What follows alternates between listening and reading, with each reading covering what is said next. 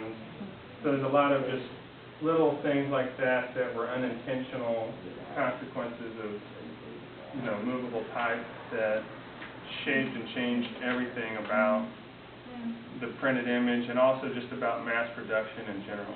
We think about cars and mass production, and a lot of printmaking is kind of the first mass multiple besides casting, but and just try to relay, all of the different ways that the printing press has helped build the middle class and make education available to pretty much anyone who can, who can make that a possibility for themselves. And it's more like a fluid conversation. I was just going to say, this sounds like an hour-long program. We need to have you come talk to us. Yes, that's a great idea. Sounds very fascinating.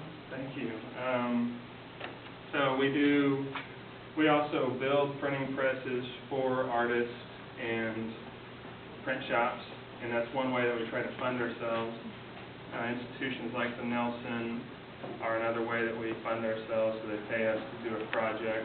So they're paying for us to provide the prints for free to the participants. So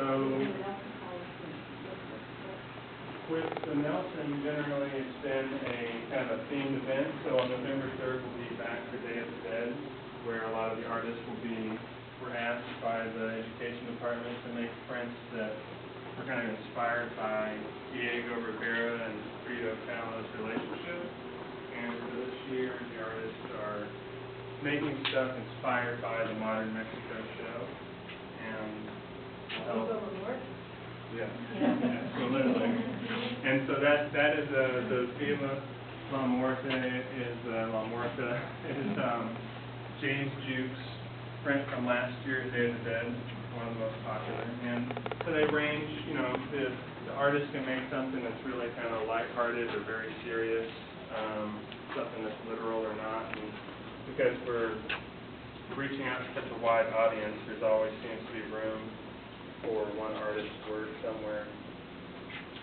And recently we've been trying to make wooden type.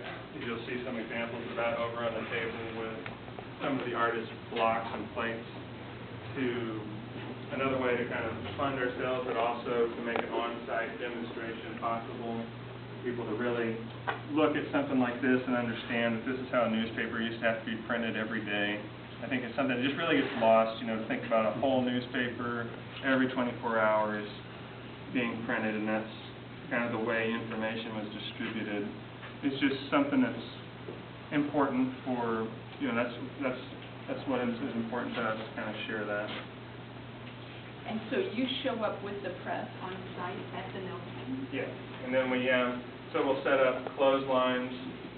We tie clotheslines to whatever we can, and that kind of becomes the drying racks. And then there's wax paper that people can make an envelope with, and they take their print home. And on the back of each print, there is a stamp that has the artist's name, and then they can go to our website, kind of learn more about that artist, see other imagery that the artist has made, contact the artist if they want to purchase something. So it's really a promotion.